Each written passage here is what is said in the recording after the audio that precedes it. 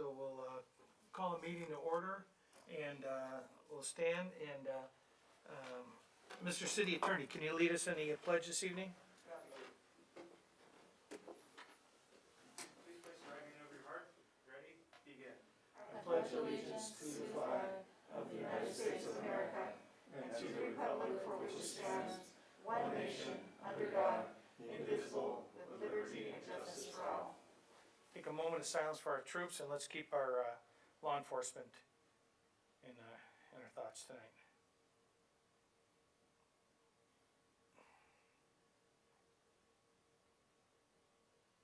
Thank you.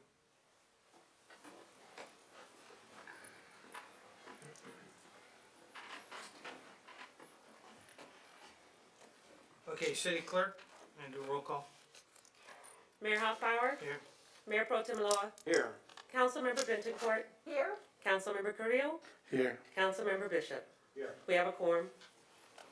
All right, I didn't get any copies of any public comments. Did you have any, Mr. City Manager? City Clerk, did you get any? No, sir. All right, and is there anybody outside here that was looking to make any comments? So seeing none, we'll move on from item number 4, item number 5, 5.1 presentation. The Acting Director of Economic and Community Development. Oh, no, wait a second. We were just You know, you guys do that to me. You put the boss down on there. You don't tell me the person that's doing it.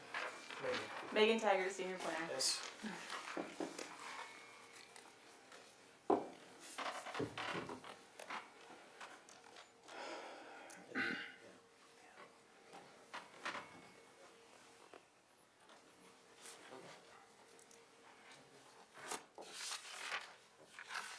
Thank you. Sorry, slight technical difficulty.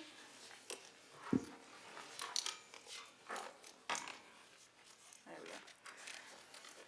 So good evening. Just so you know, we have our consultant on Zoom call, so she is here to answer questions as well in case you hear a booming voice from time to time. I wanted to thank you all for coming tonight, and thank you for listening to the presentation and hopefully providing your feedback on the land use alternatives.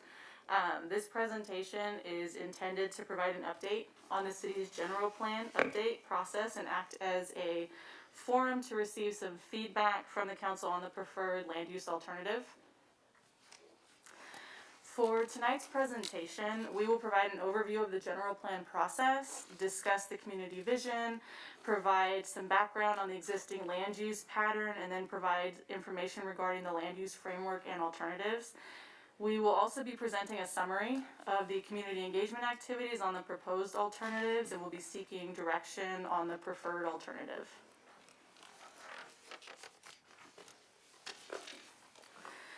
For the sake of the public and for those that might be tuning in to the workshop this evening, I just wanted to take a moment to sort of recap on what exactly the general plan is. So a general plan is... I'm sorry, ma'am, can I ask you a quick question, please, Yeah. Megan? Is there a difference between this and what's already in our binder? A little bit, yes. So we, the only difference is on, I don't have the slide numbers, but it's like slide 51, 52-ish. We inserted the comments from the Planning Commission. So that's Okay. that's the main difference, and then there's some slides where we inserted opportunities for questions. Okay, thank you. Okay, you're welcome. Okay, so a general plan is a document that's a roadmap for the future of the city. It establishes the city's long-term vision for the next 25 years, specifically how a community will change and grow and what the community's values and priorities are for its future. Every city is required by the state of California to have a general plan. And based on the vision for the city, general plans have goals, policies, implementing actions, and those provide direction to staff and decision makers. The city's general plan currently has 9 elements, and except for housing, which was updated in 2014, the rest have not been comprehensively updated in more than 25 years. So as you know, a lot has changed since the early 1990s in the past 25 years. So last year, a goal was established to comprehensively update the entire document. So that leads us to where we are now in the process. There's 6 major segments for the update project. We started with the learning phase in early 2019 and then moved on to the visioning phase, where the community and decision maker input was received to help create a vision that would guide the plan. We're now in the third phase of the project. And in this phase, the alternatives have been created that depict what goes where, based on the input received during the second phase. And we're gathering feedback on the alternatives to help shape the preferred alternative moving forward. So later this year, we'll begin preparing the policies and we'll move on to review and adoption of the document in fall 2021 to 2022. So based on the feedback from the community and the decision makers, the general plan team has highlighted a few major themes for the vision of the general plan. These vision themes are broad and address all aspects of life in the city of Palmdale, such as creating a downtown, diversifying the local economy with more jobs, providing more housing options for residents in all income and ability levels, preserving the natural setting of the high desert, and creating a safe and healthy city. This figure here shows what's existing in Palmdale today. So as you can see, the city consists of more than 62% vacant land. 12.5% of the city is residential, with industrial uses following closely behind, and commercial uses only comprise about 1% of the entire city. The general plan land uses are policy direction derived from overarching visioning themes. So the intent of establishing land uses is to ensure distribution of various uses and densities throughout the city. And land use maps also focus on future growth, not necessarily what's currently developed. In addition, the land use map is also supported by other elements of the general plan to ensure adequate provisions for infrastructure and services to support the uses. So with that, I wanted to pause and see if there's any questions on what I've presented so far.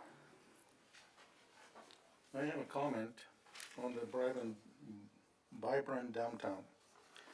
I think that is going to be hard to accomplish or more challenging because of Caltrans owning 138, which is Palmdale Boulevard. Something that I discussed before, and there was no appetite to even consider that other than liability.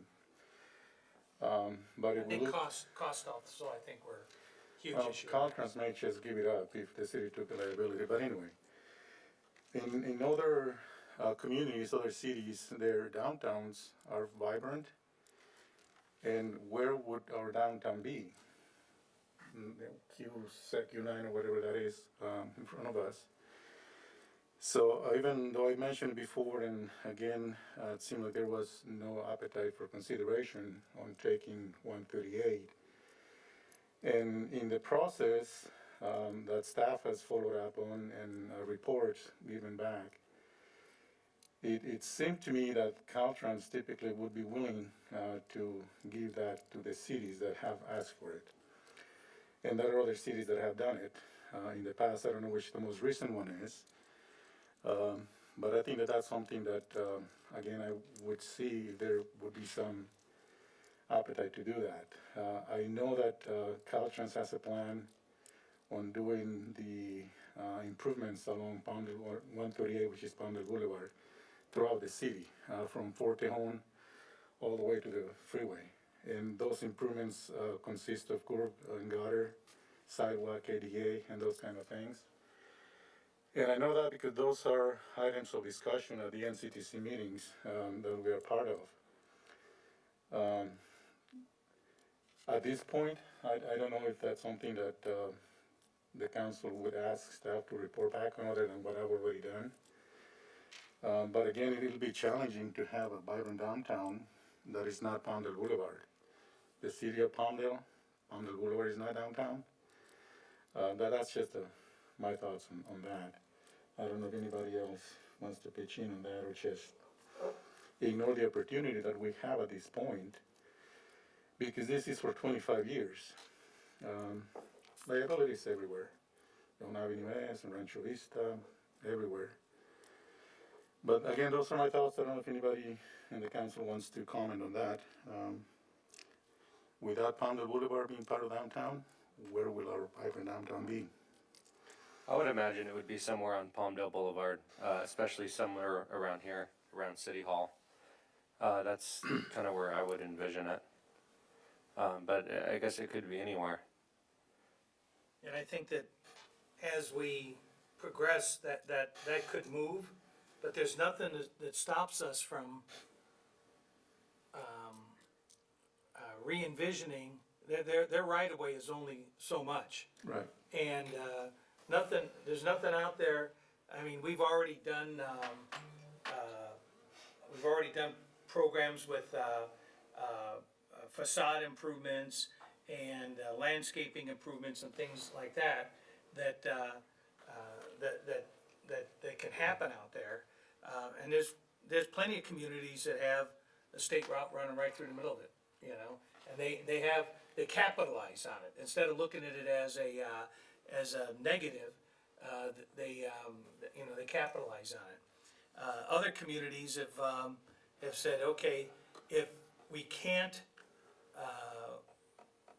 do this here for whatever constraints there are, where do we start doing the new downtown?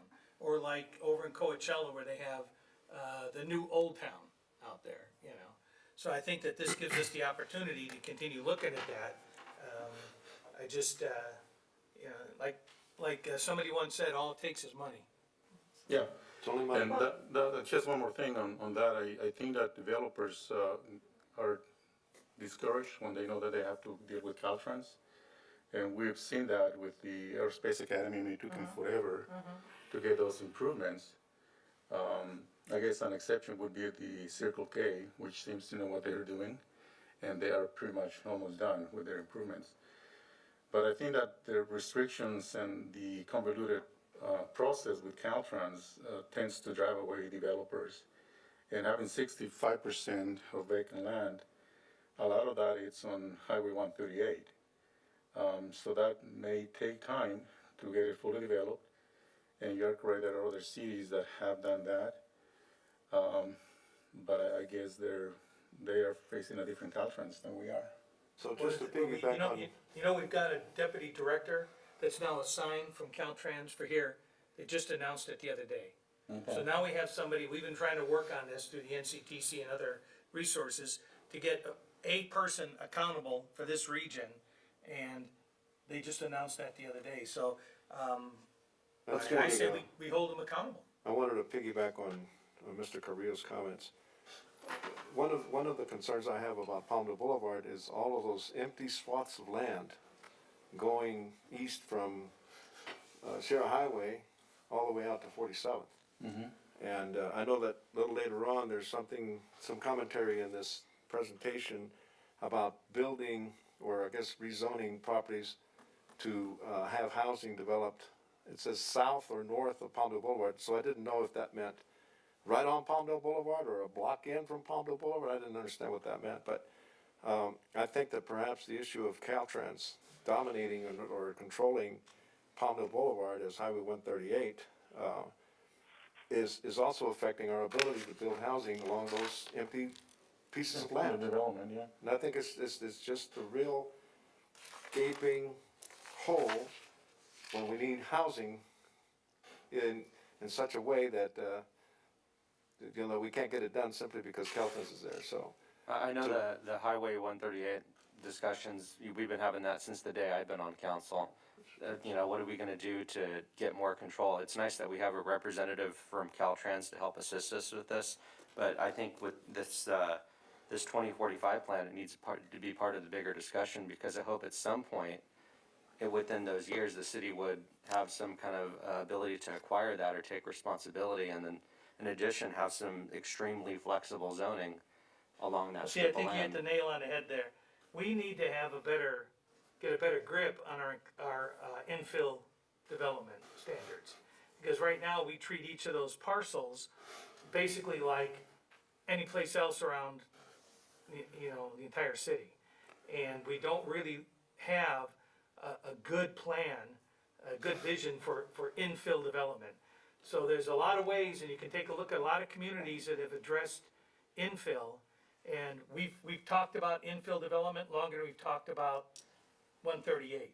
And I think we're better off investing in the solutions, looking at things like letting the buildings build up to the, setback and not requiring a parking out front. It's ridiculous to require that along the boulevard. Yeah, we have like these 20-foot setbacks and stuff like that. And I think some real flexible zoning is gonna be key too, because we don't know what some of these real estate products are gonna look like in 10 or 15 years. We've already seen the products, how they are today with the apartments and condos, look completely different than they did 20, 30 years ago.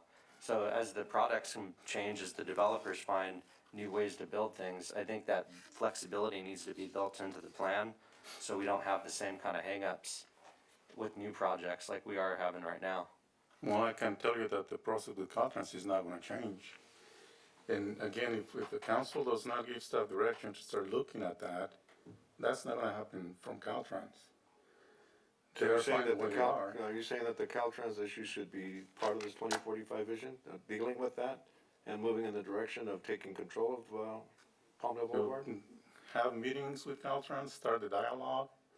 Again, verify if Caltrans is willing to give up the right of way from Forte Home to the freeway, what the cost would be, and factor in the potential of having the development that is here, that we wanna have along Palmdale Boulevard, not Highway 138. Because the city of Palmdale can process development faster than Caltrans can on the right of way. That's my point. Sure. But I So mean, I as think long that, as we don't ask or give direction or make a policy that staff starts that dialogue, it's not gonna happen beyond 2045. That's my point. I'm in agreement with you, but I also think that the points, that have been brought up here, the infill development, the flexible zoning, taking over, Palmdale Boulevard from Caltrans should all be part of the vision for 2045. It ought to be included in this. I agree with you, but again, the Caltrans process still has to be part of developing the infill development. I believe Mr. Carrillo is right on that, you know, in order for us to have more local control. I like the idea, I know taking over the whole thing is a huge responsibility. Maybe if we start the discussion of, you know, the city takes it up to a certain point by City Hall, or, you know, we slowly take responsibility. So where do you route it around? Yeah, you can't That's just what you leave ask parking lot Caltrans. I mean, that's something that you So, I can mean, that's what discuss. you really gotta think about. They've got a For the point from the traffic? freeway out to 47th and then down. So that's the route. So if you wanna change that route, they're gonna look and move. We've had discussions about this in the past with, Caltrans District 7, wasn't it, Mike? We've talked to about this. They're more than willing to give it to us, Right, but you get the whole shebang and all the problems that go with it. And the standards they have along there for drainage, some of the, road cross sections and things like that. That's why we're working to hold their feet to the fire to make the improvements, the ADA improvements along there. That's a bit of a process. I think we can still get there without, you know, taking a white elephant on here. Because it's really, the city attorney's got the easiest job in the world when an accident happens out there. They say, it's not ours. Well, you route it along 50th Street East and then to Avenue M, which would help the traffic for the airport, but anyway. Well, you also, I'm sorry for interrupting, but, we also wanna make sure that we're looking ahead in the future a long, long ways, and we're trying to incorporate, I would think, the big scheme of things would be with the high-speed rail and the train stations that we're gonna be bringing in, because all of these, are gonna be, you know, lifelines into the city. So not only will we have 138 and Palmdale Boulevard, but we'll have the transportation centers and other things, as far as transportation, the airport. All of that should be drawing the attention to our downtown, so I don't know that it absolutely has to be off of Palmdale Boulevard. Yeah, I suspect if everything happens that we're anticipating to happen here, that the downtown is not gonna be there on Palmdale Boulevard. I think the downtown is gonna shift to where we'll have the new downtown, you know, Right. so. Well, Why don't we let her, I'm still concerned about the infill and the flexible zoning, and I think that the 800-pound gorilla in the room is Caltrans on this particular issue. Because wherever downtown is, we're still gonna have Palmdale Boulevard with large swaths of land that could easily Thank be you. converted into yep, housing. exactly. We had a downtown committee that addressed this 15 years ago, wasn't it? Something like that? And look where we're at. Well, the great thing about your comment there is that we're here to listen. This is a 2045 plan, so I'm hearing flexible zoning, infill opportunities, opportunities for investment on Palmdale Boulevard, right? So that's why you have staff here. We're gonna listen, and this is part of our general plan process. Okay. So just to be clear, nothing's gonna happen with Highway 138. I mean, you guys, do we leave it as it is? No, I think we made suggestions that, I hope we're we're providing What was the direction for what suggestion? to It is a bring back, suggestion. right? Well, Yeah. I'm not sure that Aerospace Academy would have had any different standard if we had control of that. I think the only thing that might have changed would have been the time frame on that. Well, It was maybe very that's difficult. not a good example because It they was, don't it generate was the sales difficult, tax. it was very difficult, it delayed the project quite a bit when we built that school. Okay, so that brings us to the next portion, which is what are land use alternatives? The intent of preparing multiple land use alternatives is to test varying land use patterns, take a close look at the trade-offs between land use placement, and to help make informed decisions about the future of the city. Land use alternatives will ultimately lead to an updated land use map, and each of the three alternatives provide varying ideas regarding what can happen in specific areas of change. Each alternative has a different pattern, mix, and intensity of proposed uses. As I'll discuss in more detail in the upcoming slides, the adjustments to the uses provided within the three alternatives create differences between the number of jobs, houses, travel, and other areas. You might be wondering how we get from three possible alternatives to one land use map. So the general plan team will utilize the input received from the outreach this summer, which included community stakeholder, advisory committee, and decision maker input, and will combine the information into one map that best reflects the vision for the city. The pattern, mix, and intensity of development proposed within the alternatives is also shaped by both natural and human-made constraints. Natural constraints consist of fire hazard areas, flood zones, fault lines, streams and bodies of water, and natural resource communities. Human-made constraints consist of the location of the safety zones surrounding Plant 42, Caltrans right-of-way for Palmdale Boulevard and 47th Street East, the aqueduct, freeways, the railroad, things of that nature. So constraints listed in the previous slides help shape potential areas for change. On this slide, the areas circled in red are areas that might be best suitable for new development, and the areas in gray are areas that consist of vacant land, most of which has limited access to infrastructure. Although the gray areas on the slide are vacant land, these areas are anticipated to continue to develop as currently allowed, and there's no major changes proposed in these areas. With that, I was going to break for more questions or comments. More questions?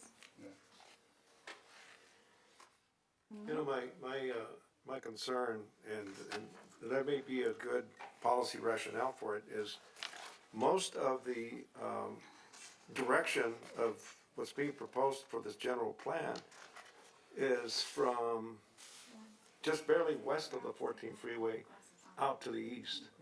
And there's just not a lot that is addressing the west side of the city. And perhaps there's a rationale and a policy for that. What would be the reasoning for that? I think our consultant can probably best answer that question. So Simran? Yes, good evening, Mayor and members of the council. That's a really good question, and the answer to that is that most of the areas on the west side, which are shown in the dark gray on the slide, are already covered under existing specific plans. And so we anticipate those developing on their own time frame, while the general plan is focused in these areas circled in red, where there's more opportunity for development in the 25 years time horizon.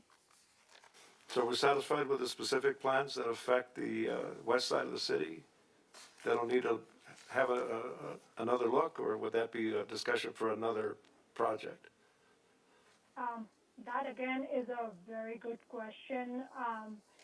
We have been, since those specific plans have been adopted and in place, the framework we've been working under is that change, those will stay as is, but we are open to considering those areas for other land uses if that's the direction we get from you all today. With the Lawa property being that big donut hole in the middle of our city, taking up 17,000 acres of our 100 square miles surrounding it, is there an opportunity to pre-zone in that area? Now, can we have my question addressed, please, first? Oh, I thought they had, I'm sorry, go ahead. No, and I saw Carleen getting up, so I think she's got I don't know something how to turn this significant to on. contribute. Sorry. Good evening. So I was just going to add also that there are conversations with developers that are overseeing those specific plans, the Rancho Vista specific plan, Ritter Ranch, Ana Verde, so some of those big holes on the west side of updating those. So while they aren't before you tonight for that, there are conversations about, hey, things have changed since they were first before the council. So that's kind of going on behind the scenes as well. Okay, so, and then I see, later on in the presentation, there's like these, village centers, I guess, like, some shopping opportunities type of thing, and those are within those specific plans. So why do we address it in this general plan proposal if it's also part of a specific plan that we have to address separately? So I defer that one to Simran, and I think we'll be diving a little bit deeper into the village centers later. So I don't, Simran, if you can take that question, then I'll pop back up for yours. Sure. I'm good. Yeah, so the location of the village centers are across the city, and the goal, as Megan will get into the presentation a little bit later, is to provide opportunities for residents in different neighborhoods to access those retail and other services in a location that's relatively close to where they live. In terms of that, some of those areas are covered with specific plans already. That is indeed correct. The idea is that, as Carleen just mentioned, if those specific plans are being considered for a second look, those village centers could be incorporated in those specific plans. And some of them already have similar areas within them. Okay, but don't the specific plans also include things that are included in the general plan for housing, for medical centers, for educational centers, those type of things? I mean, why did we only focus for village centers for the west side, and yet there's other portions or other elements that are not being addressed for the west side? I'm just sort of perplexed by that. I mean, you may have very good reasons for it, I just want to know what they are. Right, so, go ahead. I was just going to see if I can understand it better myself too. A specific plan is a document governed by itself, where development standards, uses, and those kind of things are for that specific area. Right? I know the general plan covers the entire city, but again, the specific plans are their own governing living document. You can correct me if I'm wrong. So I think that's the difference, that even though they are part of the city, they were created to give some sort of breaks or special treatment on development standards that are coming from the general plan and then the zoning ordinance, that are deviations because of that specific area is created to promote certain activities, like a golf course, for instance. So I think that's the reason why. No, I understand that. I'm just wondering why, since the west side of the city is generally covered by specific plans, and one of the areas that is being touched on in this 2045 plan is the village centers, when there's other elements that are also affecting the west side, yet it's not addressed. I mean, why did we pick that one thing to address and not the others? So I think you're asking why there are no specific plans on the east side? No, I'm not asking that question. I'm just wondering why the direction of the 2045 plan is concentrated from the 14 freeway eastward. And I don't have a problem with that. I think it's very necessary. I'm not arguing that. I'm just wondering that in the overview of the city, which includes specific plans, why we're not looking to implement a vision for 2045 that includes the west side. That's what I'm saying.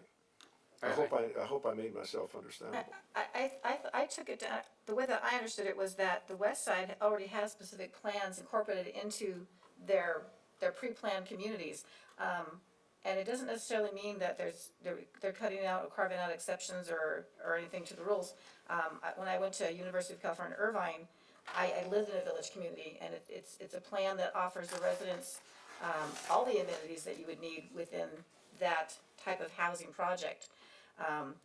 So what I see is that they already have a plan for the west side to have these types, correct me if I'm wrong, because I'm just assuming from what I've seen here, that they've already got a concept, a pre-planned community concept in place for them, which doesn't need to be incorporated into the general plan because it's already been. So, You probably have a half a dozen property owners on all that gray area over on the west side there. You probably have that between two of the streets on the east side. Not You have only- so many fragmented ownership up there, so I think that tends to discourage any sort of specific planning, for a specific plan to be brought in there, because, you know, sometimes you can't even track down the property owners on some of these things. you Well, know, there's so- also, you know, the way I interpret this also is the areas of change and stability. I think there's a lot of stuff already built out on the far west side in your district, Mr. Lowe. I think there's a lot of open opportunity, and this is just projecting where there's gonna be a lot of change in the future and where the opportunity lies within us staying focused on these areas. I think it's more of a general guide to saying, hey, this is where the open space is, this is where the majority of the opportunity will lie over those 25 years. You see what I'm saying? I don't think it's excluding your district per se. All I'm asking for is, this is a vision for 2045, 20 years from now, 25 years from now. These specific plans were put in place a couple of decades ago, or even longer perhaps. So things are changing. The product, the housing product, for example, commercial zones, the workplace, you know, what kind of work? I mean, we're in a digital age. We're in a very advanced age compared to where we were, say, 30 years ago when the specific plans were put in. Haven't there been changes that have happened in real time in respect to these various elements that need to be addressed even inside of the specific plans? And should we have an overall view that includes the entire city? That's my issue. Yeah, I understand there's large swaths, there's problems with finding out who the owners are. I think we have problems finding out who the owners are on the east side as well, particularly on Palmdale Boulevard. Yeah. So I think, well, that's what I was referring to, because you have so many small parcels and stuff. But I think the title of the slide pretty much says it. Areas of change and stability. So when you look at the two big circles here, that's probably where we're gonna see a lot more change, just because of things that are coming down the pipe here. I think that with the specific plans that take up, 20% of this page in some cases, that that's gonna be dealt with a little bit more on more of a micro level in those areas. But over in these areas here, there's so much change that's gonna be going on there just because of the infill that needs to occur in those areas. I know code enforcement sometimes gets a hold of a property owner that doesn't even know they still own that property, you know? That's true. Oh, I do. Yeah, I'm just saying that since this is a vision for the city, it ought to be inclusive of the entire city.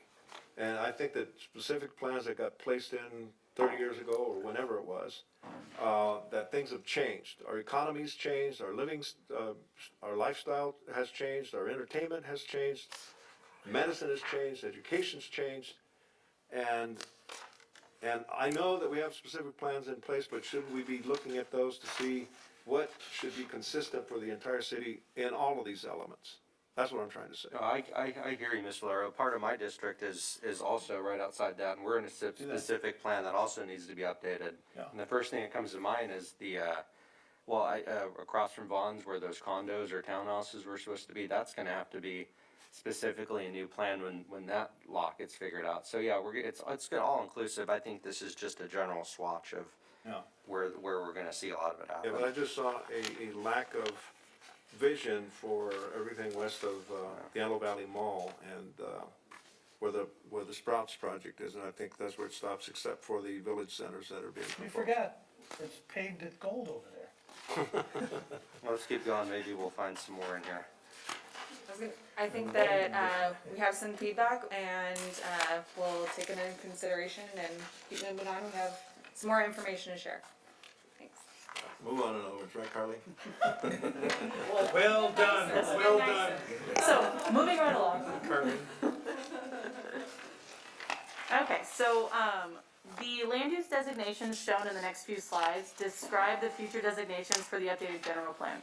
As you can see, the designations in blue will remain the same as listed within the current general plan.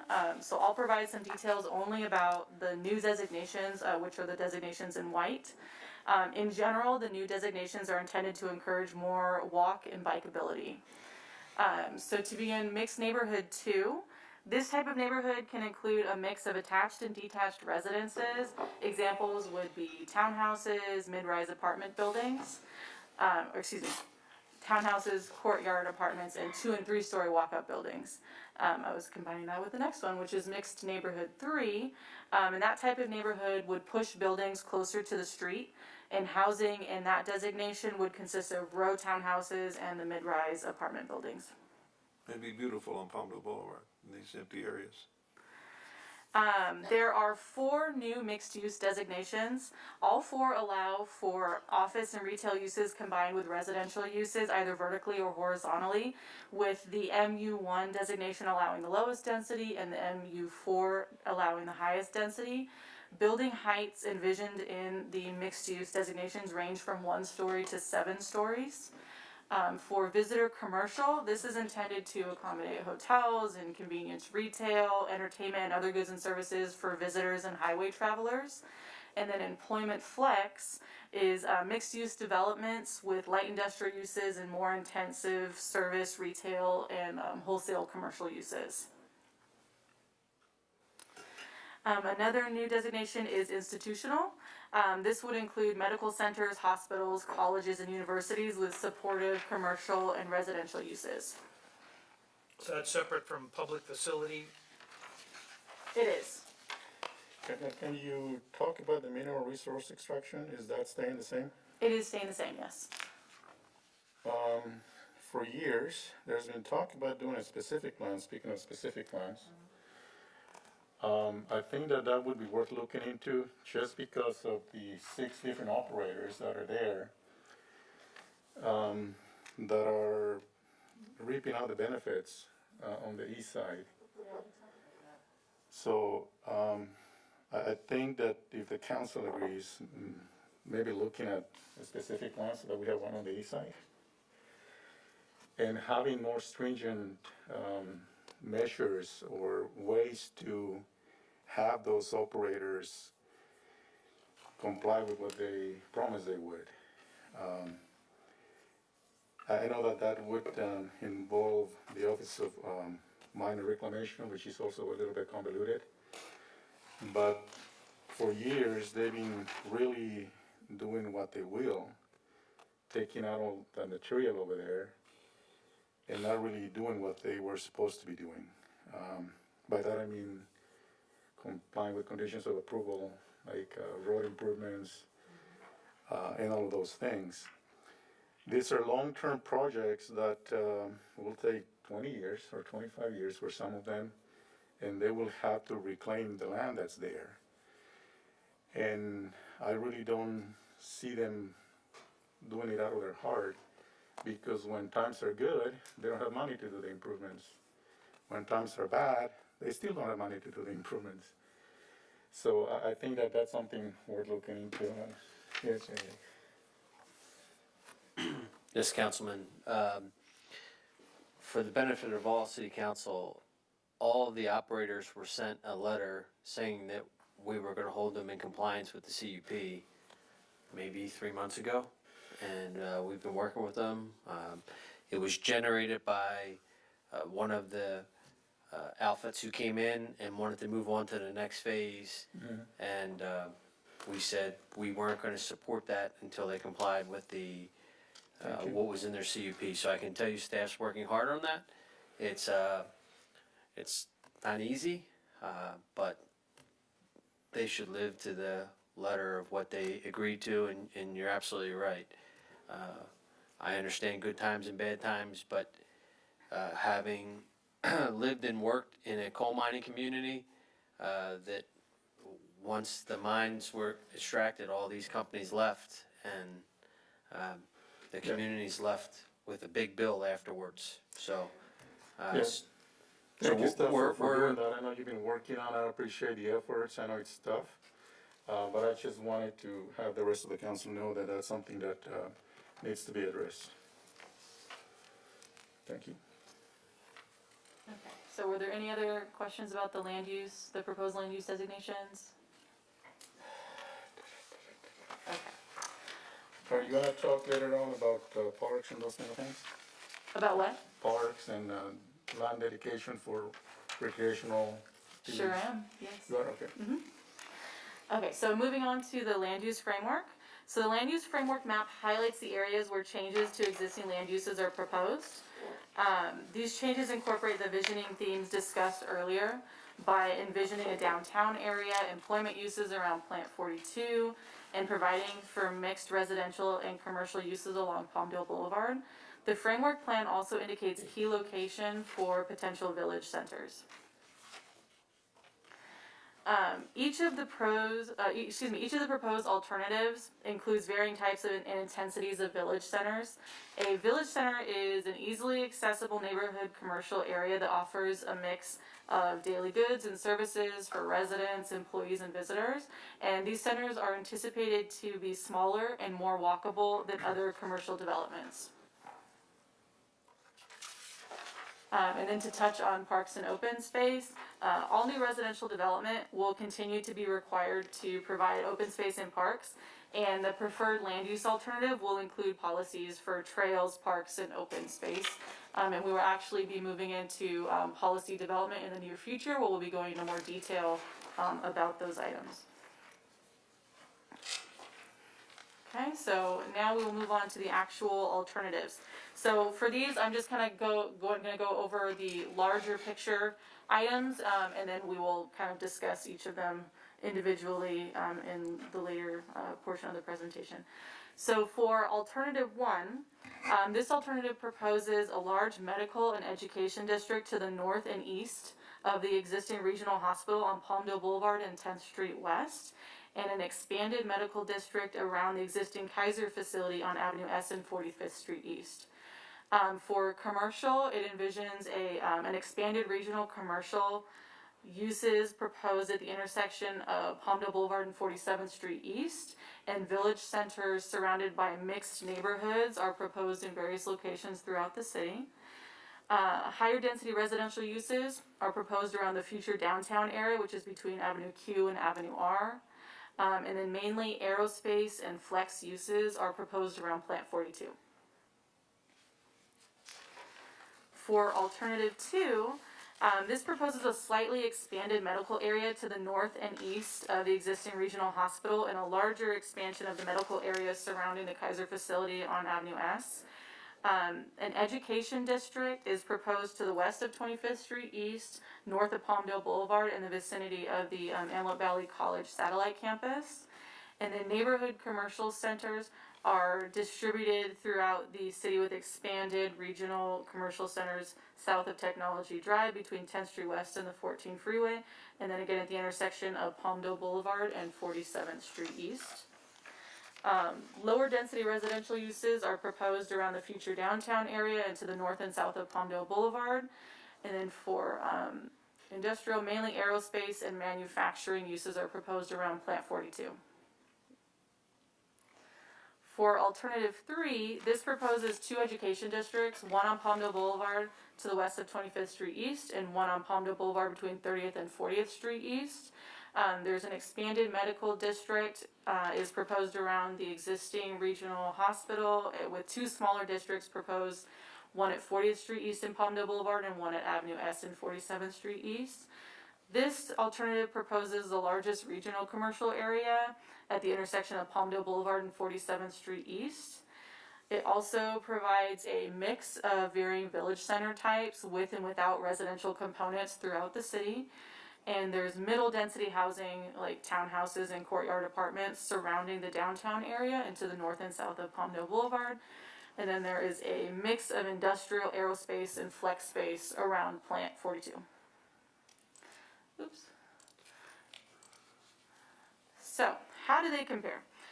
So here's a side-by-side comparison of the 3 alternatives. I'll go into more detail about the key differences between the alternatives in the following slides, so I don't expect you to be able to pinpoint all of this. So here's a comparison of housing, employment, and village centers between the 3 alternatives. As you can see, alternative 1 proposes the highest density and alternative 2 proposes the lowest density. Alternative 1 proposes the least industrial space and the most employment flex space, while alternative 2 proposes the highest aerospace industrial space and alternative 3 proposes the least employment flex space. And then for commercial centers, alternative 1 proposes mixed use, alternative 2 proposes only commercial, and alternative 3 proposes a higher density mixed use. This slide shows a metric comparison of each alternative. So some of the highlights include that the 3 alternatives propose more housing than the current general plan, with alternative 1 providing for the most and alternative 2 the least. In addition, there are, all 3 alternatives provide more jobs than the current general plan, with alternative 3 providing the most and alternative 1 providing the least. Also, the current general plan envisioned more vehicle miles traveled and less walking or biking. So alternative 2 proposes for the most vehicle travel and conversely the least walk or bikeability, and alternative 1 proposes for the most walking and biking opportunities. How did you memorize all this stuff? Well, I have my little script here, I'm sort of... That's incredible grasp of what's being proposed. Thank you. Yeah, no, I have, and I practiced on Thursday, so that leads us to more questions. I'm sure there's gonna be a lot of questions about the differences between the 3. The educational districts, what exactly does that mean? You have educational districts, but what does that mean to the public? Sure, I'm gonna field that one to Simran. Thanks, Megan. The purpose of the education districts is to provide opportunities for education-related uses to locate in close proximity to each other. So to try and create a campus-like environment in these locations that have been identified, so that you could either have a higher education campus of some sort, but it can be created either by one institution or by a collection of different institutions. And you have both of the districts off of Palmdale Boulevard? Did I misread that? The different alternatives have different locations for the education districts. In one alternative, those are located. The education district is located near the hospital on the west side, and that's in alternative 1. In alternative 2, it's located around the existing campus of AV College Extension, around at 25th Street. And then alternative 3 has 2 smaller locations, one near AV College Extension and other near Aerospace Academy. See, this is part of the problem that I'm having with us not being forward-thinking. In 45 years, I would expect us to have a brick-and-mortar campus of either a Cal State or a UC, and they're huge. There's no way that you could put it off of Palmdale Boulevard or in that area. That frustrates me as an educator and a person who has been teaching college for 20 years. We've been promising our students in Palmdale an actual legitimate campus, and we have the satellite campus off Palmdale Boulevard. It doesn't have all the amenities, they still have to go to Lancaster campus. We really have to get serious about education, because if we're gonna be the aerospace leader, and we're gonna have all these great minds, let's train them here at some of our major universities, let's get that university here, but we need to incorporate space for that. It can't be a strip mall kind of college, it's gotta be a real college with a real faculty and a real campus, and all the things that go with the college experience. And I'm frustrated that I don't see that in any of these plans. I agree, Laura. I think that we definitely need to be focused on our education. I like the idea of having, two districts because the city's so big. I want accessibility to the education to be a top priority, but I also don't want two, districts that have half of what they need or half of what they deserve. I wanna make sure if we do that, then we're making sure that the people within that area are getting a full education or have access to everything they need without having to go back and forth. But yeah, we definitely need the access to education. Just like, So we had a, large campus plan. We did. It was up by Joshua, and, that thing kind of fell by the wayside. A lot of that had to do with state policies. We don't build the campuses, it's the state. And, the Board of Regents pretty much declared a few years ago that, after they were faced with the, all the costs and all the issues involved with building Merced, that was probably gonna be the last one they build in our lifetimes. So I think that, AV College has branched out and found those things that the councilwoman referred to here, and gone to the industries and said, what is it that you need to be able to train people in? So that's why they have the Long Beach program and the Bakersfield programs there, so that the people that are in the aerospace, they can go take the AFAB program. If they wanna go off into management, they've got a whole management track that they can take there. They can get their whole 4-year degree in those industry-specific areas. What I like to have us see, I think we take over the old airport property, we can build a 17,000 acre college campus out there. But I think that we need to keep and our college is one of 12, I think, statewide, that have been allowed to also expand internally with their programs to be able to offer bachelor degrees, as a community college. Right. and since we're looking 20 years into the future, we need to see in what direction education's going. And that is a lot more remote learning. Particularly now with COVID, it's accelerating that. Just like in shopping, so many malls are shutting down because people are going online. And education's going in that direction. So what would be Well, the I benefit disagree. of building a brick and mortar I disagree. university when the direction is going in the direction of learning It's remotely? being forced in that direction, and the students are very unhappy with it. And in fact, we've got colleges that are offering refunds because the students are so unhappy with the educational experience of doing it online right now.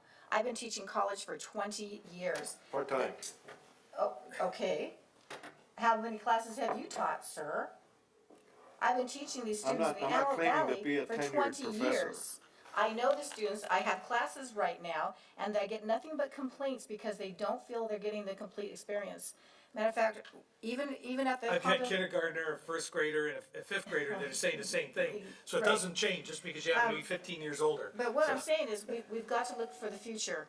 And I'm telling you right now that having a small campus or only offering something remote is not the image that I want to see our city have in 45 years. There's a certain synergy that comes in when you have a college campus, you have more, when you have that environment there, so. Businesses build up around it, it's an industry, it promotes all kinds of economic growth, having a brick and mortar university. I've been to a lot of universities, I have a lot of degrees, and people, my students, I say, where are you gonna go next year? They're all going somewhere else, they're not staying in the Antelope Valley, they're getting their education down below, up north, out of state. Why can't we have a university here where they can stay? Well, let's continue that dialogue with our state reps and with the, and with the board over at the college, and see if we can leverage something here. Right. Because of the fact that we're going with these districts, it's, We still need to again, plan for I it. just don't see, based on what we've gotten from the state over the last few years as far as where they wanna go with, their college development, Well, we still need to plan for it, regardless of what the future holds, we need to have that in our plan. But we And, also need I to- do agree with you, Laura, because I come from a family of educators, and they say the experience isn't the same, so we definitely need to plan for it, and we gotta work with the colleges to make sure that the curriculum that we're teaching in these schools are matching the jobs and the opportunities that are available within our community, so everything works cohesively. I think they're Can I make doing a that to a degree right now. Right. But I as- think, like you say, I think there's, what I wouldn't want us to do is all of a sudden create a big black hole in the center of our city where nothing happens because we're sitting here just waiting for the state to do something for us, you know? And So, I'm not that suggesting ain't gonna that happen. bricks and mortar campuses, I mean, I went to, 8 years of college education. It was a great experience, and I think it's significant, but Spent 6 I years think getting that that degree. the direction of education is going more towards, internet and that type of thing, instead of building more campuses, and, that's a reality, and I think we should be looking at where we're going. I'm not saying do away with campuses, I love campuses, go Bruins, but, we also need to see where we're going. That's why that flexible zoning is gonna be key, so that way it gives planning the ability to Right. adjust as We need things to build in happen. that But flexibility. yeah, we Take into definitely need to account what's plan happening for, in real life. we definitely need to have it in our plan. And I like Let's the not idea of let's having not two rule out the districts. fact that we have the private university too. So it isn't to the extent of a Cal State, I'll take a facility. something like that. Pepperdine or But it's- Stanford, I'd be happy with those. And I like the idea of having two districts and having that, Oh, you have that anchoring it available. around the existing use, so let's, Yeah. expand out from that, so. Alright, So I really support education. I think we should, we already identified the location, so that's great. We should be able to get, if a private university or in the future, a public university. But I wanna talk about housing now. So I looked at the three alternatives, and there is no mention of housing west of Sierra Highway or 14 freeway. And I would imagine that would be because most of that is already developed. One of the comments that I get from residents, a bad comment on how it seems or is that all the multifamily is on the east side. And to that extent, I mean, we look at what's on the east side of the freeway, and there's a lot of apartments and all those things. So the general public doesn't realize that there are already 2 approved projects for condominiums and apartments and those kind of things on Rancho Vista and 15 West and 20th West. They see what's here right now. So I thought I talked about the reason why I don't see mention of housing on the west side, west of the freeway, I should say. And again, I imagine that would be because most of that is already developed. Is that the reason why there was no placing of multi-housing on the west side of the freeway? Or what was the thinking behind that? So I gotta, let me jump in because I lived right there and fully expected that across the street from us was all supposed to be condos and apartments. The market wasn't there, the market was in the other. So I think the developers go with kind of like what the market has, but, I can tell you just in recent discussions, they're looking at, at some of these alternative housings out there, taking some of the density that they, where they upzone, well, I guess it would be downzone, but, went with like single family in some of the areas where there's supposed to be apartments and condos like around, Rancho Vista Golf Course. And a lot of that's being looked at, that makes more sense, like over near the Bonds and things of that nature. But those are on, some of the specific plans. And I know those guys have been in talking to you guys already about how do they make that work, So I think you're gonna be seeing that because I think there's a segment of the community out there that doesn't wanna move away, but they don't need a 2,600 square foot house anymore. Right, You know, yeah. so I think they'll get it. I also, what I do like about alternative three here is, decades ago, we made the decision, because of all the mitigation we were having to do, because of noise and things like this, for houses along some of these busier routes, with some of the setbacks and things that were being required at that time, that, and we had made a conscious decision to relocate and create a commercial corridor for regional commercial off of 40th and 47th over there. I gotta tell you, you've got some of the finest stores in the valley are over there right now. And here's the thing, they're not constrained by being in a mall, so they're still open where other stores are not. So I think that, capitalizing on that, and the fact that we're moving to extend the sewers down that way, I think there's an exceptional opportunity over there to further develop, that, you know, those regional commercial hubs, those, kinda like around the Target Center, the way that's developed, you know. Some of the stores are just really top of the line, and you can go over there and you don't have to ask yourself about whether or not that area is gonna be open, you know, because they're, you know, geez, is that entrance in the mall or not in the mall? Doesn't matter, they're open. So the open air shopping is actually becoming much more predominant. You look at some of the stuff that's been going on in the Santa Clarita Valley and San Fernando Valley, it's open air regional commercial. So I think that I agree that the way the GPAC's been moving on that, that's a very good move over there. So can staff or the consultant answer my question on the housing? Yes, I'm gonna defer to Simran on that one. Okay. Yes, thank you, Megan. Councilman Correa, that's a really good question. Alternative 1 and alternative 3 both have multifamily or higher density residential on the west side along Rancho Vista. All the village centers in both options as well, in both 1 and 3, include housing, which will more likely be in a more concentrated or multifamily format in all the village centers. And then in addition, around the hospital and the mall, there are, in the various alternatives, there are some options for additional housing as well. So there is housing, multifamily housing on the west side, not to the same degree as the east side, but there are opportunities on the west side, depending on which alternative you look at. So thank you for mentioning the mall. That was gonna be my follow-up. I've been to Victoria Gardens. I know the Death of American Mall is almost here. The outdoor mall seems to be what will be the next thing as far as retail, putting aside big retailers and those kind of things. But since you mentioned that you looked at housing by the mall, again, Victoria Gardens comes to mind. I think that is a really well thought out project that generates tax revenue and provides residents with walkability and the things that the new millennials are looking for. So I'm glad that was part of the thought process and that you thought about that, because that was going to be my point. That the mall, although we haven't experienced what other malls have experienced, but I do believe that that's coming, and we need to be prepared for that.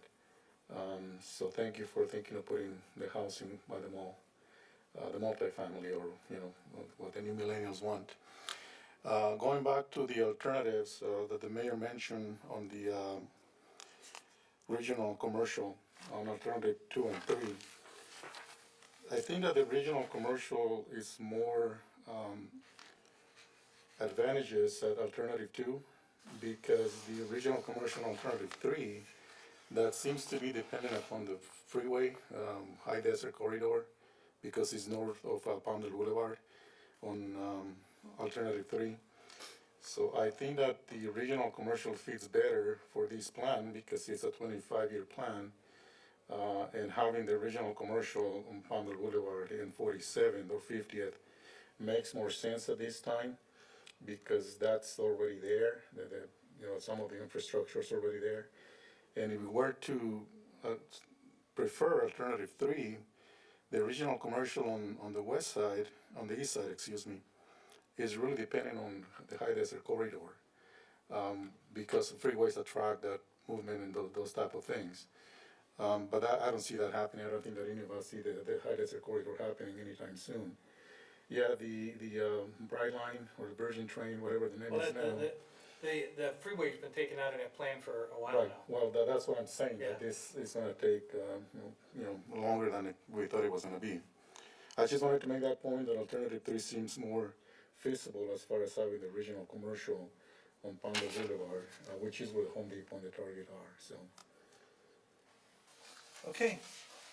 Do we get our questions answered? Mayor, can I just make a comment on the mall and the housing?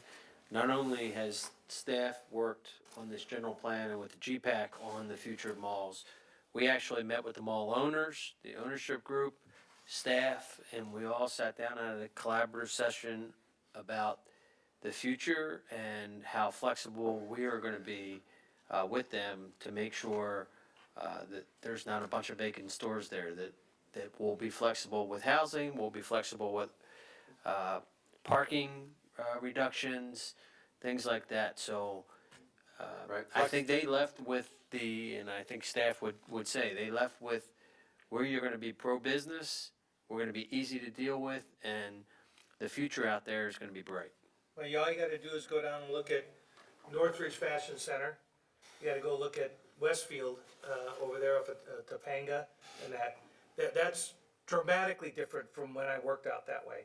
So it's been transforming, and, I think that, we just gotta watch those trends and let's, not be stuck, so I think that we're on the right path here. Right, flexibility is gonna be the name of the game, cause as the retail and the brick and mortar starts slowly going away because of online sales, these establishments are gonna be converted in for places for people to go and do stuff, rather than just buy stuff, and then it's gonna be Well, it's probably gonna be about the redeveloped. experience. Yeah, it's the experience, It's more and about the then, experience. and then the new stuff will be about, living up above and then having your amenities down below, stuff like that, like you've seen, so the flexibility is gonna be So gained. my head's exploding right now, so let me just say that we have to understand the climate that we're in, and I mean the physical environment that we're in, and I think our mall has a better chance, because instead of being out in 115 degrees, going from place to place, the mall has always been a place where people can go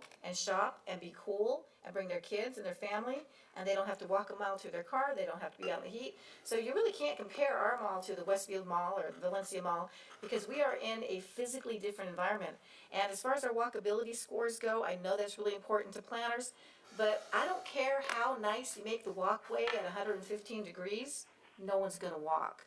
We've got winds out here that'll blow you off your bikes. So I just wanna keep that in perspective. While something might look really nice in another community, let's be realistic about the physical environment that we live in, because we can plan all we want, but we're not gonna change what nature has given us. So we have to be really, really realistic about that. I also have another question, I'm gonna get this all out so I can, so my head won't So it's gonna explode. start cooling down pretty soon, you just watch. So, are we ever going to, I see on the Desert View Highlands, where that's still a county pocket, are you guys anticipating in the general plan to incorporate that into the city proper? Well, I think with the new rules about the fact that we don't get the taxes for it anymore, I think that probably rules that out. So as part of the general plan, we'll be doing land uses over all the county pockets, and then when we come forward later with our zoning ordinance amendment, we're gonna be pre-zoning those properties, so we'll have those over it should the city choose to make any movement, but at this time, we're not proposing to incorporate Okay, anything I to was the just city. curious, cause I saw a little cut out there of it. And my other comment is regarding the mixed use, where you've got the business down below and you live up above. Because I do public safety, I mean, one of the things that we urge our residents is to know who belongs in your neighborhood, to recognize cars that belong and don't belong. When you have businesses mixed in a residential area, how does a resident know that someone's either there shopping or they're a resident? I mean, it takes away a little bit of public safety, because now you don't know who belongs in the neighborhood. Now you don't know you know, anything about these people that are coming and going within your own residential area, because they're shopping also. Does that make sense? So, I've actually worked on a bunch of those big projects down in LA. They have pretty definitive borders and cutoffs on that. If you're in a commercial area, you do not mix directly with the residential. There's separate entrances, there's security gates, there's key fobs, all that kind of stuff.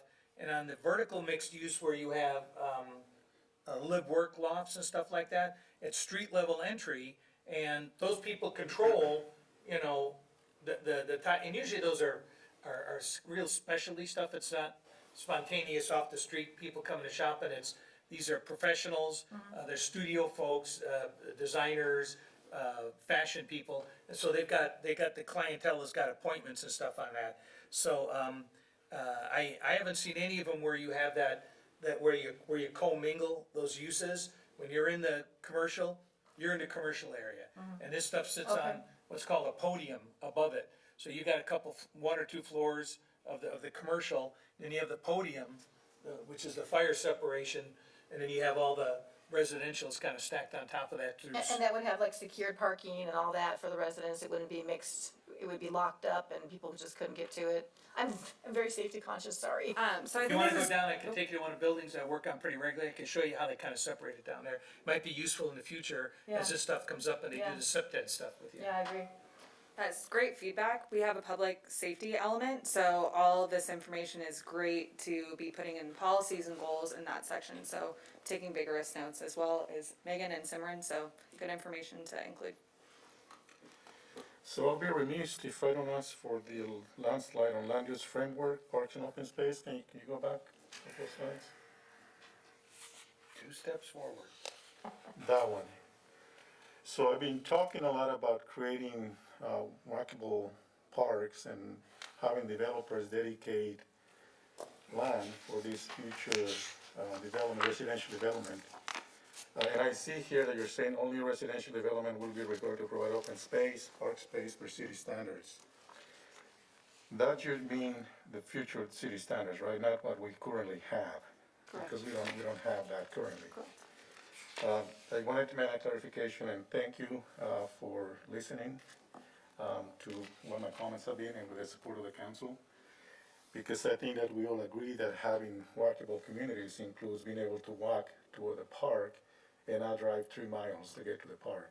I think that, you know, you've gotten a couple of your basin areas opened up. I haven't been able to break any loose over on our side of town because we could get a foot of water in there. Yeah. So, but one of the things that I've gotta say, I've been walking the area all around like R8 and stuff like that off of 20 and 30. Those are some of the nicest neighborhoods over there. You go down to the end of the block, there's a pocket park down there. You have those little landscape areas. There's always people playing in there. Yeah. People relaxing in those little areas. So, and I remember when those projects came forward, and we asked for that specifically when they were developing those neighborhoods. And somehow we got away from that at one point. We got away from asking, well, mostly because we had, Public Works didn't like pocket parks. They were a pain to maintain for them. You know what? They work it out, because the community loves it. When you talk to the neighbors over there, neighbors over in your neighborhood, Laura, they love those areas. They love being able to sit under, the trees are mature, there's nice spots. I've had a lot of people asking, what do we need to do to maybe put a bench in here or something? Because they're all having to drag, I need a bench, I need a swing set and a tree. Okay, I've been saying that for 6 years now. But they're all dragging their lawn chairs over there, you know? But when you, seriously, R8 and R12, those areas between about 20th and about 35th, those neighborhoods in there all have those little nooks, those little pocket parks. It's physically cooler as well, because you don't have as big a heat island, you know? So anyways, I think that as we're looking at this, and in agreement with, what Mr. Correa was talking about here, we really need to make sure we focus on that, because that is something that people, if you talk to people that live in Colorado, they're gonna tell you, what is it you love about being here? There's a park everywhere, there's so much open space, you know, they love it. So I know we're looking at that with some of the other developments and some of the specific plans. You know, the trade-off is give us some more open space and maybe we'll let you shift your density and create some more density in these areas. That's great, but I also think that actually having not just decomposed granite out there, actual passive park that reduces that heat island, I think is critically important, you know. And I just, out of curiosity, with the new city standards that we're gonna have, when you say a park that's within walking distance for whom? Is that like a half mile, a mile, 2 miles, 3 miles? Cause everybody has a different physical limitation, so what are you guys thinking as far as a walkable park?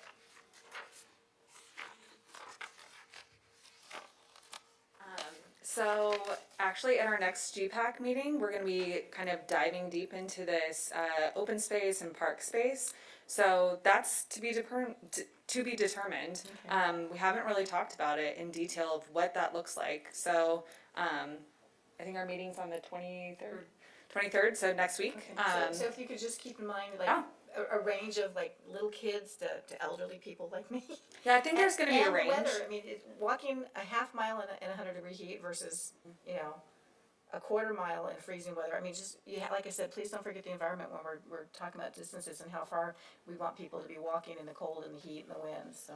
Well, for 30 or 58 years, we've been focusing on large regional parks. Original part. And that's where we put our investments, that's where we, you know, bought the land and things of that nature. And they're So- beautiful, and it's good to have those, but it's Yeah. also good to have Yeah, people we just we get need out to, of their house and walk to a we park. need to refocus on those neighborhood parks, So that's, if you wanna see an example of that, go to Madeleine Court on Avenue R in 70th. That's a small sample of what I'm Yeah, talking and about. like Joshua Hills. Yeah, over that there too, too. Joshua, Mhm. that's right, another right one, over yeah, on- so, across from my neighborhood.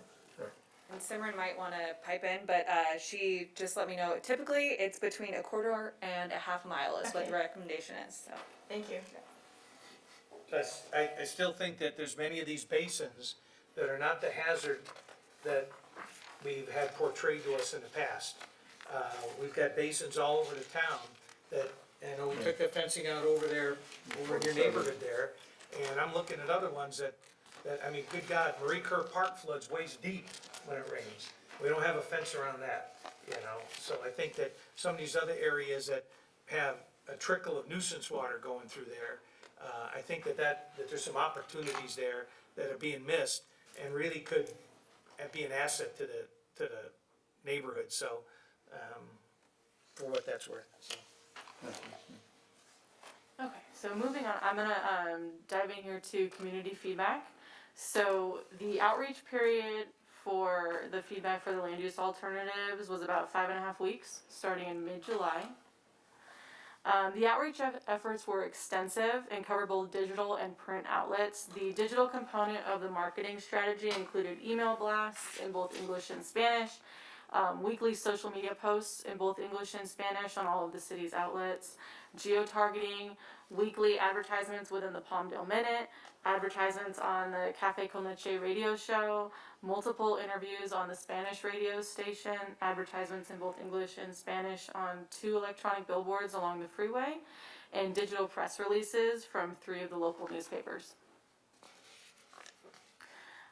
In order to ensure the survey was available to everyone, including those without access to the web-based portal, the print component of the marketing strategy included distribution of paper surveys at several locations. From this effort, a total of 60 paper surveys were received. And the team also distributed postcards, flyers, and posters in both English and Spanish to local schools, community gathering spaces, at the pop-up workshop. We had advertisements in in Spanish in the El Sol magazine, Spanish and English in AV Smart Buys, Spanish and English in the Palmdale Connections magazine, press releases from 3 of the local newspapers, and then banners in English and Spanish at local parks and the city library. In addition to the print and digital efforts, outreach efforts, the general plan team conducted 9 stakeholder meetings with people, representatives from various sectors. There was a live presentation, which was held virtually, which had 42 live participants and 71 views on YouTube. During the 5.5-week outreach period, the general plan website generated more than 3,100 views, and a total of 418 responses were received, 9 of which were in Spanish. I think it's noteworthy to include that an average of 73 responses were received per week, which is double the response rate from the outreach that was conducted last summer. A total of 9 pop-up workshops were also conducted on various days at various times in various locations throughout the city. The pop-up events generated contact with approximately 300 people. And then there's been a total of 8 general plan advisory committee meetings, 2 of which were hosted virtually. Overall, respondents preferred alternative 3 and provided comments related to providing more jobs in Palmdale, to reduce long commutes, providing balanced housing opportunities, and providing walkability and easy access to daily goods and services. Respondents also preferred alternative 3 for the proposed land uses surrounding Plant 42. Some of the more common comments received included the need for employment opportunities, reduction in daily commutes, and the preference for general and flexible industrial jobs. For housing, respondents preferred alternative 2. Respondents' comments suggested the desire for more mixed neighborhood housing types for Plant 42 employees, an increase in multifamily and affordable housing, and an expansion of the housing options. For medical districts, respondents preferred alternative 3. Respondents' comments indicated that the provision of 2 medical districts would be great for residents, but might be difficult and discouraging to medical professionals that had to travel a further distance from the freeway to get to their business. Respondents also noted the lack of healthcare in Palmdale and indicated that more resources needed to be allocated to preventative services and more focus should be placed on homelessness and mental health. For education districts, respondents preferred alternative 3. Comments received include that 2 educational districts are preferred with higher education opportunities. Respondents wanted to keep educated people living and working in Palmdale and wanted to see more trade and vocational schools. For village center types, respondents also preferred alternative 3. Respondent comments indicated that respondents liked the availability of amenities and services near housing and distributed in various locations throughout the city. There was a desire to provide senior housing, retail, amenities, and community facilities in a walkable environment, and a desire to provide mixed-use housing options for our younger generation. In regards to the proposed location of the downtown area, respondents either agreed or strongly agreed with the proposed location. Respondents indicated that the downtown area needs to be cohesive with activities, shops, and restaurants. They also acknowledged that the changes are needed to support future transit in the area of the proposed downtown location, and that future development would help revitalize the area. Some of the other common comments received were regarding the provision of open space and conserving native vegetation, the need to support the booming aerospace industry, the desire for more resources throughout the city, and the need to attract larger companies to the area. In addition, respondents noted that more recreation and entertainment uses are needed throughout the city, more bikeability and walkability is desirable, local roads need to be improved, local transit needs to be expanded, and the airport should be constructed.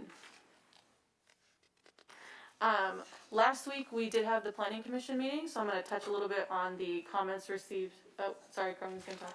Just before she hops into planning commission, I just wanted to say all that outreach was really an investment from the council. You asked for us to do that high level of engagement when we went under this contract, and I think the response rate this time shows that regardless of COVID, staff did our absolute best to get the responses and the community feedback in the best way we could. So thank you for that investment, and I feel like it's really paid off. Well, thank you guys for doing that. It really made a difference in having this high level of encouragement for residents to participate. And thank you for doing it in Spanish. I know that there was a lot of participation, saw a lot of signs even at the parks encouraging people to do it in Espanol. And I think that that is really a big asset because our community, for some reason, we prefer to speak Spanish, and we feel more comfortable in our native language. So thank you, council, for encouraging that. Thank you, staff, for doing that. Great job, and I know it's gonna pay off. Thank you. These surveys, responses, are they, the 418 or whatever that number, is that what that is, or does that include the, click-throughs with was there a survey associated with the impressions and the clicks? So the There's surveys 418 associated is with the actual surveys received. Okay. I believe clicks on the website was around 12,000, if I recall correctly, so something around that number. Okay, I mean, was the survey associated with that aspect of it as well? Was there an opportunity to take the survey online? Yes. Yeah, Yes. and we got, how many responses came from that are included in the survey? 400 and some, right? Yeah, so all of them except for the 60 that were paper surveys. Okay, so most of them were electronic, Yes. okay. Sorry, I was having difficulty. Okay, so moving on to planning commission comments. So overall, the planning commission also preferred alternative 3 because of the mix of employment types that did not solely rely on the aerospace industry and lower vehicle miles traveled. The commission also liked the concept of a mixed-use corridor along Palmdale Boulevard, the provision of 2 medical and education districts, and the possibility for providing both higher education and vocational training.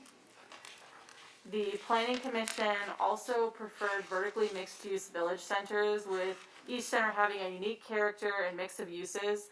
The provision of mixed uses around the future downtown area. They acknowledged the need to plan for parks and open space, and indicated that the plan should ensure that the needs of the city's youth are taken into consideration. So, as discussed earlier in the presentation, the general plan team will be using all of the input gathered during this phase of the project to create the preferred alternative. Sorry. So with that, we're seeking input from you, as you've been giving, on the proposed alternatives specifically related to the provision of employment uses, housing types, medical and education districts, and types of village centers. And just for some next steps, once input has been received from both you and the planning commission, the general plan team will prepare the preferred land use alternative. In addition, the team will continue to have discussions with the community, the general plan advisory committee, and the decision makers to develop policies for inclusion in the general plan. And all of that information gathered will be used to prepare the draft general plan, which will begin sometime in 2021. So, okay. Add one more thing. So just to clarify on some of the comments that we received earlier, I just want to mention that the preferred alternative can be a mix match of a lot of this stuff. It's not going to come back as one of these 3. So we've received input from the community, the GPAC, Planning Commission, City Council, so it's probably not going to look anything like any of those alternatives, but it's going to be incorporated with all the feedback we received, and it's going to cover the entire city. So just to leave that with you. Thank you. Well, tentatively where we're at, I happen to agree with our planning commission. I think alternative 3 offers the most flexibility and options when it comes to employment, workability, and the 2 districts for healthcare and education. It kind of checks all those marks, but that's, once again, all tentatively. Yeah, the one item that was very strong in alternative 1 was the downtown, where they wanted 61% were thinking of alternative 1 to best improve the downtown. So could that be kind of incorporated in alternative 3? In other words, adapt the downtown area and put that into alternative 3 as one of the approaches? Yeah, so we'll be gathering up all of the comments and then coming up with the vision for the plan from all the comments we received. I still think they're gonna mix more of these elements together. as we keep going. Yeah, these are gonna be, Merged and it'll be worked on. it'll be put in the sausage machine over there. There you go. So, Well, you guys are doing a So fantastic one- job. This is complex and, it's almost like trying to look into a crystal ball, which you're doing a great job of doing that. Our city is an open slate. I mean, 62%, right, is still vacant. And, there's great opportunities for making this a really vibrant city, a place to call home, which is our theme, right? For people to live in at peace with opportunities for employment, for entertainment, for recreation, for education, for all of these things, and taking care of their medical and mental needs as well. So as we move forward, it's great that so much vision is being implemented right now. I'm glad to be a part of it. Ms. Bancourt, anything further? I'm just thrilled that the public is actually participating fully in this, so with the surveys and being on the GPAC and everything else. Cause it's not about, just us sitting up here making decisions, this is really truly about the public building a community for their children and their children's children, and them having some input as to how this is gonna happen. Cause I probably won't be here in 45 years, so. Yeah, I remember years ago when this was done on easels with stickers Right. and Post-it notes and postcards. So I think we've, And Post-it notes have just come into play. yeah, exactly. And They were things brain- are What now- are these? How do these work? And things Sir? are now moving, I am really pleased with the way these turned out to be. Thank you for incorporating our comments, all of ours, not just mine. Thanks, council, for supporting my comments. I think that this is promising. I think that this will be something that our kids and grandkids will really enjoy. One of the things that I would like to accomplish is to have my kids stay here. If we decide this to make our permanent home, which it is. But having our kids stay, I mean, it's great, it's something that we parents would like to be able to do.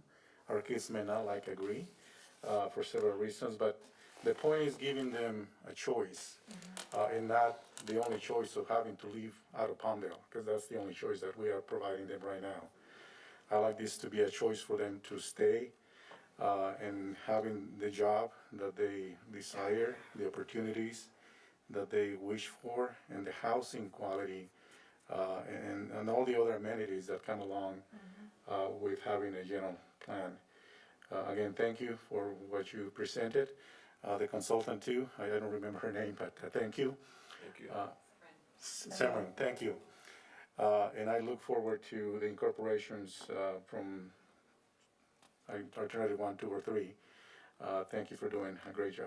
Thank you. Well, so far so good. My kids are still here. Now I'm working on the Mine too, grandkids. mine too. Working on the grandkids now, So, yeah, I think that, I think that we're doing a really good job of getting that, incorporating these different visions, looking at, how we wanna progress. I think it's gonna be critical is a diversification of our economy. I know that just in talking with the Lockheed and the Northrop execs, they're planning, their projects are going out between 15 and 30 years, Now, that still goes up and down, but they've got long-term, not just short-term, but very long-term contracts. So I think that that's still gonna be the backbone of this area. I think that the one thing we can all do right now is just take a look around as you drive around town and see who's still working. I think that that's indicative of what we need to be thinking about as we keep moving forward. Because, today it's COVID, what is it tomorrow, But take a look at what's needed to keep the city moving, to keep the community moving, and what is it we need to fix that is causing some of these glitches in the system here, so. Yeah. Mr. City Manager? I saw you leaning forward there and you took your No, mask no, off. no, I agree. I would tell you, I had a little bit of, they talk about these pop-up, I'm gonna embarrass Megan now.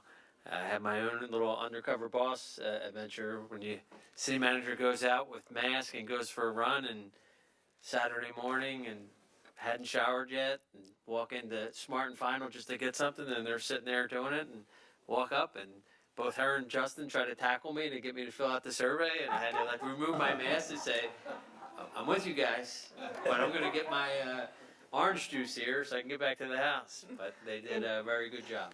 They, weekends, nights, staff is fully committed to making sure our residents had input here. So, thank you, staff. Great. Cap, can I ask you, how's our deputies doing? It's a long-term recovery. There's gonna be a lot of work. Commendable, kudos to them, the prayers, the support we get from the community is remarkable. And it's The videos were just bone chilling. Terrific, Yeah. absolutely terrific. But we're getting a lot of community support. It's really drawn out that silent majority that was trying to be politically correct, and keeping their mouth shut. They're coming out and they're supporting law enforcement, they're supporting public safety, and they're big fans of Palmdale, the city of Palmdale. Captain, it wasn't that long ago that we had Sergeant Owen assassinated here in Lancaster. That was an extremely traumatic moment, and now this has happened in Compton. Fortunately, they're alive, and it looks like it may take a long time, but they will be healed at some point. And we'd like to have our city direct $10,000 towards that reward money. And I believe that. Yeah, I was on the phone over the weekend with A-Lads, with the supervisor, and with Mr. Mayor, if I- Contract Cities guys. Mr. Mayor, if I could, incredibly important issue, and I just worry that we may be deviating. Well, I'm not gonna ask for any particular action. Sure. So I'm just, And like I said, important issue, I just said, just for yeah, the so, nature of the agenda, I appreciate it. I just wanna point out that, it's, this could have been any of our own local deputies that were working overtime down there, So anyways, when I talked with the supervisor, I told her I'd commit $1,000. I called Contract Cities, I talked to Marcel, I talked to the president down there, and I kinda, threw down the challenge to get every other contract city out there, if their council members and their cities just chipped in, a similar amount, this could be up well over $500,000. Somebody's gonna talk, but, it's just, I'm relieved that it looks like they're gonna survive here, but, it's just inexcusable that we've had, elements of the community that have waged war on our deputies. So, without asking for consensus, Right. I'm just throwing that out there. There's a mechanism by which to do this, and, if you want to, that, again, I know Contract Cities, and I know the city manager sent through the management side for the guys to look at those issues as well, so. And Mayor, I join you in committing to the $1,000 towards that fund, and I brought my check tonight. I just don't know exactly where to give it to the captain or to the city or what, but I'm. The supervisor said there'll be a mechanism that they're gonna create, cause there's a lot of other business pledges and stuff like that going on right now, Right, so. I join you, Mayor, in a $1,000 commitment. So we're still doing the 10,000 that we agreed on, right? From the city? Just wanna make sure that was what we had planned as a council.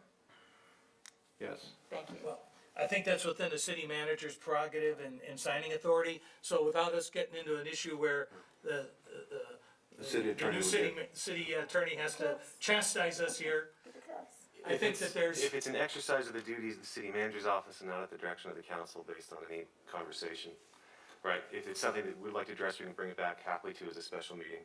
I've already sent the Well, letter. I think timeliness is critical here, so I think you're getting a message here. I think you guys have all been copied on the letter that I sent.